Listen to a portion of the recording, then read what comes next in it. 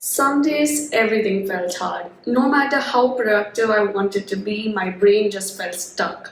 I'd look at the to-do list and just stare at it, like not even do anything, just stare at it. But here's the thing, I knew I couldn't just rely on motivation to get things done. Because motivation comes and goes in phases. What actually helps me is discipline, knowing when to push through but also when to take a step back. Now imagine juggling a triple degree major, living alone from your family, and at the same time achieving a first distinction. I did all of that, and I'm here to show you how you can do it as well. So the first one I want to talk about is time management and prioritization. Now when I'm saying time management and prioritization, I just don't mean the fancy planners, not the fancy to-do list, because not everyone has the money to spend it on that, but rather choosing what to focus on and when to focus on. For me, the best way I did this is by dividing my tasks across three categories, and that's high level priority, medium level priority, and lower level priority. Remember, I have added priority at the end of each sub, which basically means they're all priorities, just different level of priorities. So my higher level priorities were usually assignments or deadlines that I could not afford to miss because that would affect my grade. So making sure that all of that was done. My medium level priority was making sure I once in a while revise my notes so that I don't take on my midterm tests or I don't get overwhelmed when the final exams come because I haven't studied anything.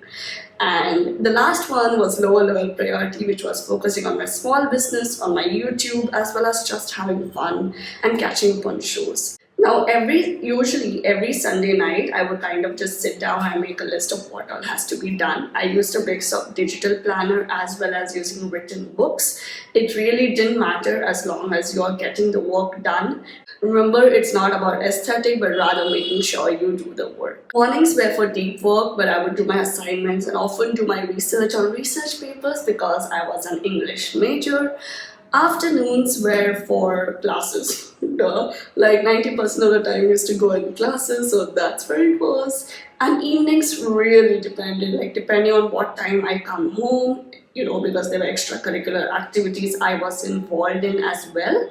So depending on the time I would get after coming home, after cooking food and all of that, I would, again, like I said, my priority was making sure I had done my assignments and then catching up on notes. The most important rule I can give you all is the 2-minute rule, which saved my life countless time and I hope it saves yours. And that is, if any work or any task takes less than 2 minutes, then just do it right now.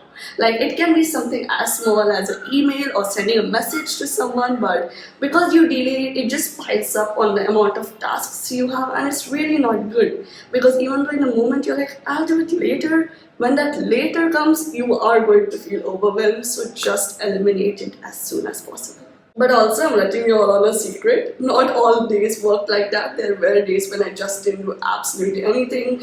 I woke up late, I rushed to college, I came home, just ate outside food and just slept. But you are going to have those days, so give yourself grace, but don't let this become a habit. But understand that you're a human. The second point and the most important point is to have a structured routine or to create a structured routine if you don't have one already. This is very important because for me, waking up at the same time every single morning really gave control of my day and allowed me to continue my day the way I wanted to. So I would usually get up, make tea, make breakfast, have it, and then put my clothes and get ready to go to college. Now, the reason this morning routine was so simple is sometimes my college would start at early as 7:30, 7:50, and my college was 30 minutes to 1 hour away from my house. So yeah, it was a pretty hectic one, but I made it work, and I know a lot of people who do make it work as well, because one of my friends quite literally lived outside the city. But anyway, coming back to the point, my afternoons were largely spent in college because that was where the peak hours used to be of classes. Like I said, I'm a triple degree major with majors in English, journalism and psychology. all three of which are important. So majority of the time would go there. Evenings, depending on how I would feel, would be overwhelming or easygoing. Now, if I knew that there was food that was already cooked, I would not need to worry. But if it was not, then I had it in my head already that I have to go home and cook and prepare myself for the day. So if I was feeling way too overwhelmed, I would go for a walk, or I would just get on a call with my parents and just chill and relax and talk about life as whole.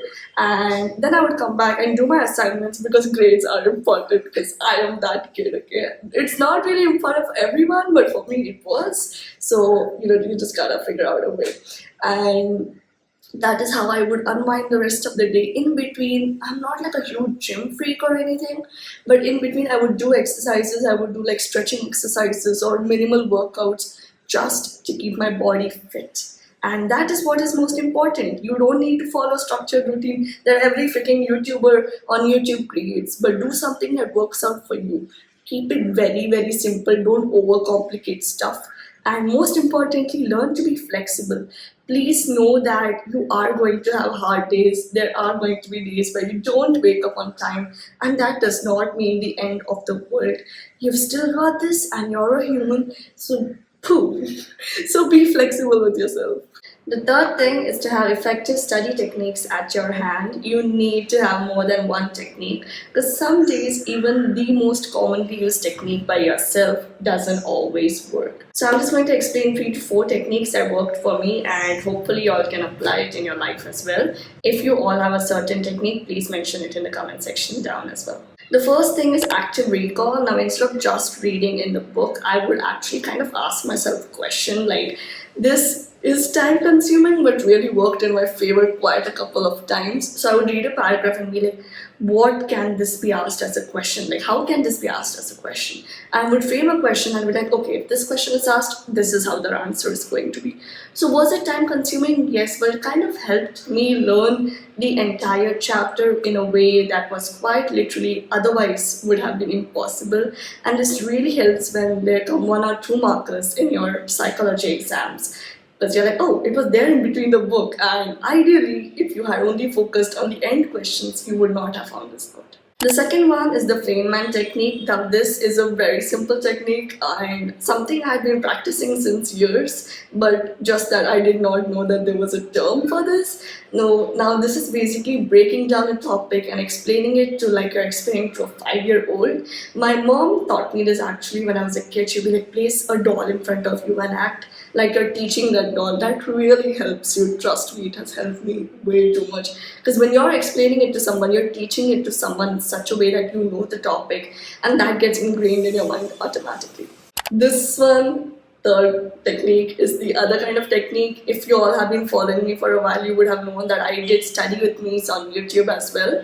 So this is a Pomodoro technique, which is basically 25 minutes of active studying and then 5 minutes of break, and then 25 minutes of active studying. So it basically goes in 5 sections, after which you get a long 30-minute break. Now, this is not for everyone though, even though a lot of people speak about it. I know this is not for everyone. So take it slow. If you feel like, you know what, let me go for 50 minutes in one row and then take a longer break, do it. Do what works for you. This is just an idea, just a suggestion. It is upon you how to incorporate in your life that works for you.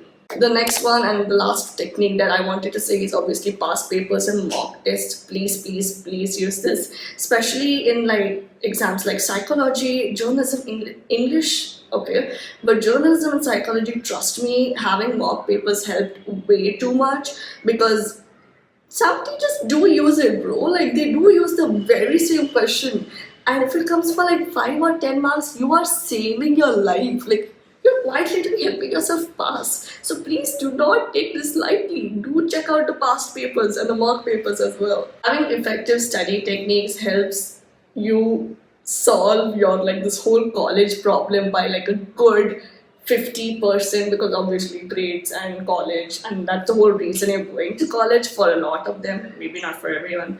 but for a lot of them. So having effective study techniques, having techniques that work for you, not for everyone else, but for you, is really, really important. The fourth point is about managing finances and budgeting. Now, this was really, really, really important for me. I've talked about it in quite a few of my videos that budgeting and saving is really important. The one method that worked for me is the 50-30-80 rule, which is basically 50% of needs, that is rent and groceries and travel expenses that I just could not avoid. 30% were wants, which is basically like going out, having fun, or subscribing to certain platforms that I would love to watch certain things on. And 20% was saving, which is really, really, really important. I also meal prepped a lot, and I would usually meal prep on Saturday nights or Sunday nights, and that kind of really saved my time, money, as well as energy.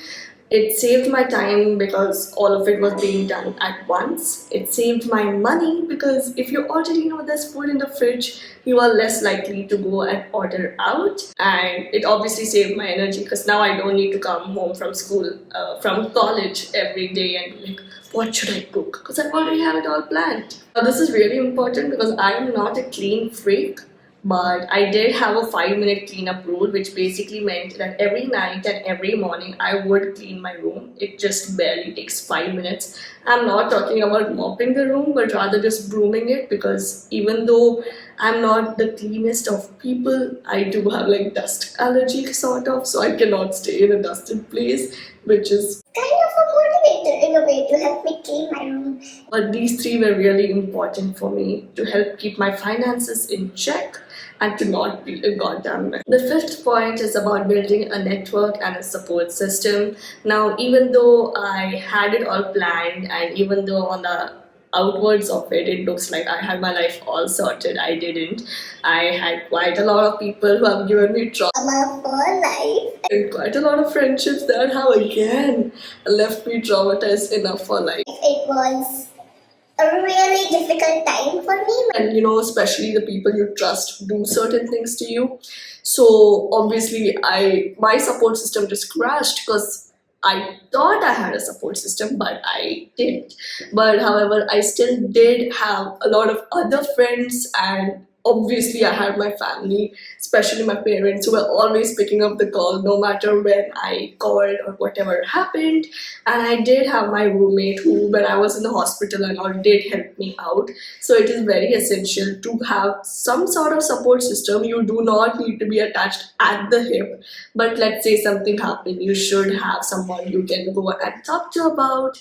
And if not, please go to your college counselors, because I do understand therapy cannot be affordable for every single one, but colleges do have counselors. So if you really, really, really feel the need to, please go and talk to them. Don't think that you are some strong warrior that has to handle everything on your own, because you do not have to. Also, one really important tip I want to give you all, and that is, in college, no one spoon feeds you. It ain't like school where the teachers are going to come and ask you and all. No.